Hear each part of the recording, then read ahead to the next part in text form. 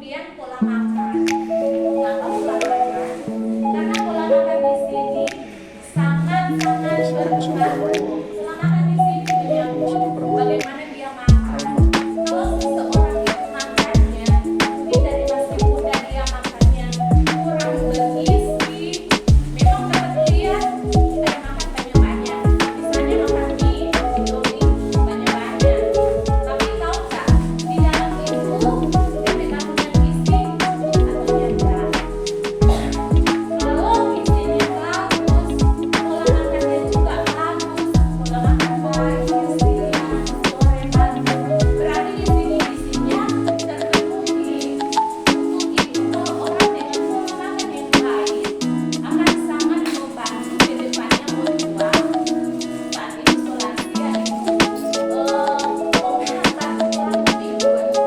Karena nutrisi itu cukup baik untuk tubuh ataupun untuk otak. Kemudian riwayat penyakit. Riwayat penyakit di sini penyakit yang berkaitan dengan otak. Misalnya tumor otak. Maaf, ada yang pasien atau seseorang yang menderita tumor otak, pastinya dia itu akan mengalami penurunan daya ingat ataupun pikun. Karena tumor otak itu langsung mempengaruhi kerja otak untuk mengingat ataupun berpikir dan status gizi.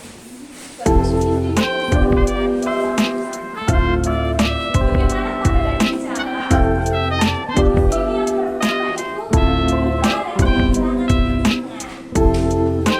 Ada oma-oma yang suka lupa dengan kenangan masa lalu yang sudah hilang.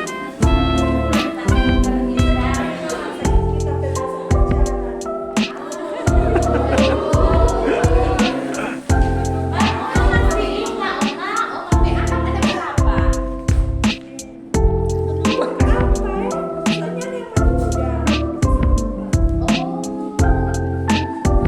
Oma sekarang, Oma ingat umur berapa?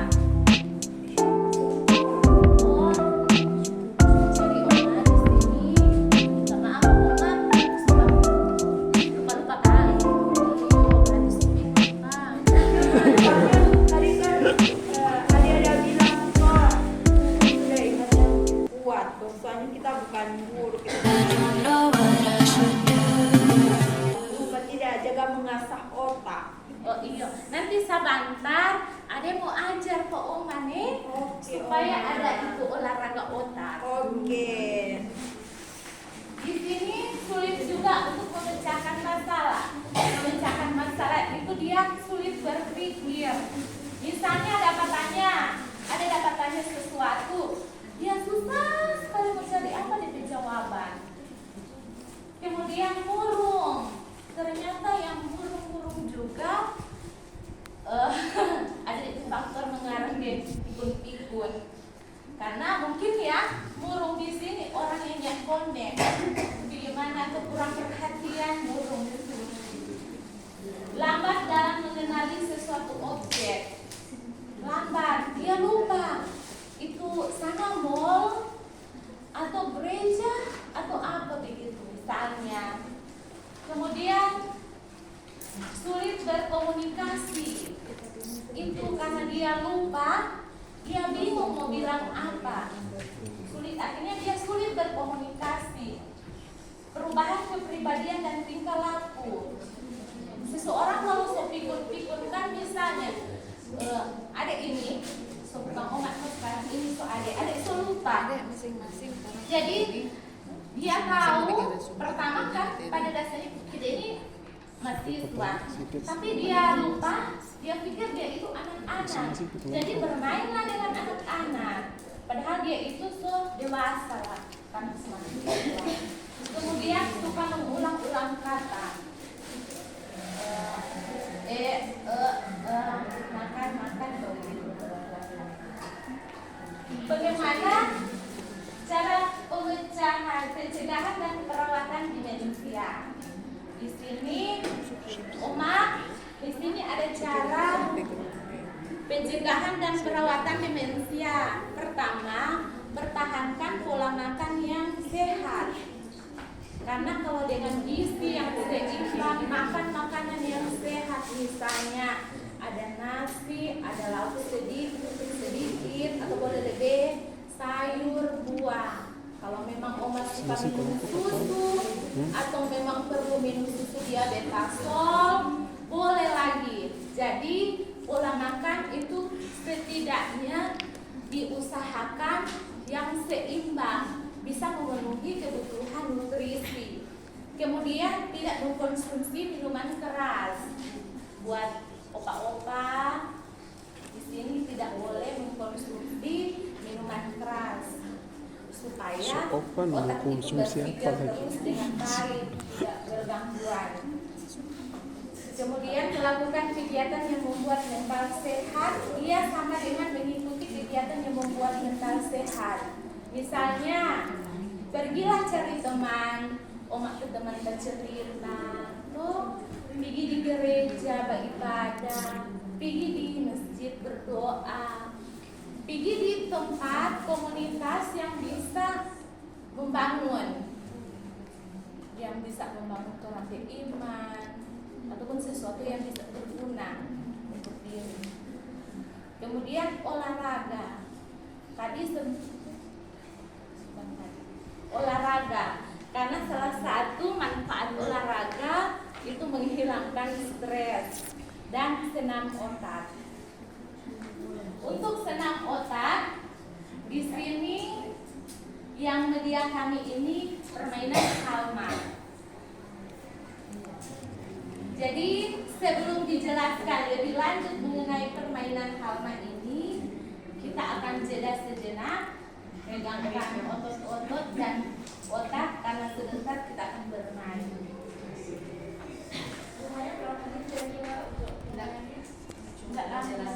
Cuma menjelaskan. Ya, Oma Opa, dia bisa mungkin dari teman saya. Ada paling ini Oma Opa lupa murung-murung, lupa tidak bersemangat. Orang kasih semangat dulu.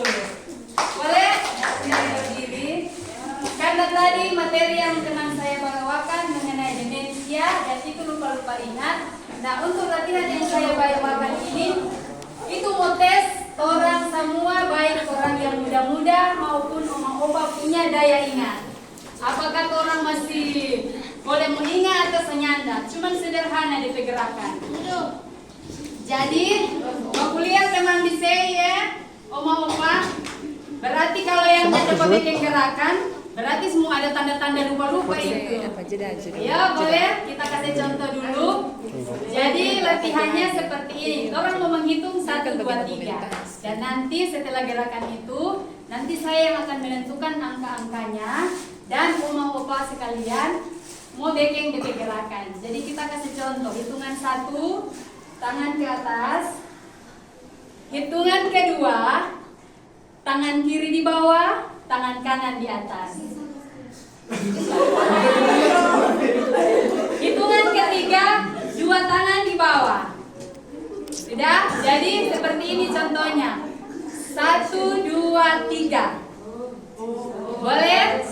Jadi ingat hitungan 1 itu gerakannya ke atas. Hitungan kedua gerakannya tangan kiri diturunkan.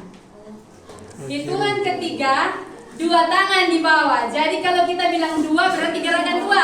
Kalau kita bilang 3, 3. Kalau 1, 1. Jadi kita nyanak mau bilang 1, 2, 3. Tapi angkanya akan saya acak. Nah ini untuk menguji orang daya ingat semua, baik yang muda-muda maupun yang oma-oma ya, supaya ketutup. Mulai tolong tes dulu 1 kali. Oke, kita mulai. 1, 2, 3. 1, 3, 1, 2, 3, 2, 1. Bisa? Ada? Coba di samping-samping ada yang tidak dapat bikin?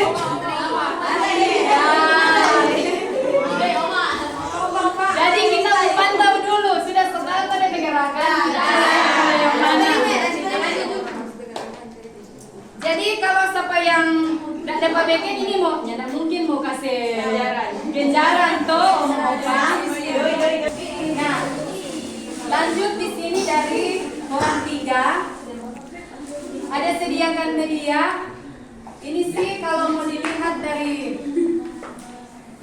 tampilan permainannya ini, mungkin ada oma-oma, opa-opa yang mungkin so kenal dengan permainan ini, karena ini permainan termasuk permainan tradisional. Jadi selain ini hanya untuk permainan, tapi DP tujuan permainan ini karena biasanya lansia itu suka jaga sendiri, toh ada yang suka jaga menyendiri, ini mau bersosial, ini mau pergi-pergi berteman dengan orang lain.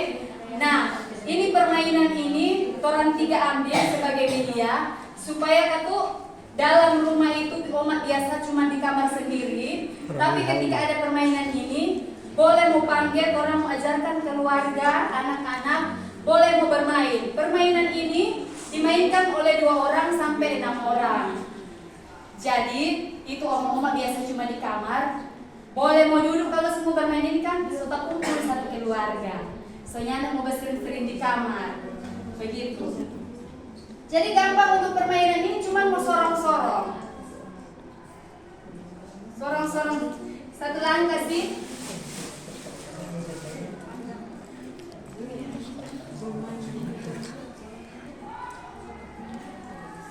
Nah, di sini juga kenapa orang kasih media ini? Karena di tiap sisi permainan ini itu akan ditulis nama pemain. Jadi dengan sendirinya ketika lansia akan bermain ini, dia akan teringat DP teman-teman yang bermain di permainan ini. Seperti itu. Mungkin kalau mau lihat DP cara bermain agak susah-susah. Gampang. Iya, gampang-gampang susah. Tapi sebenarnya gampang sekali DP permainan. Dia cuma mau langsung deh.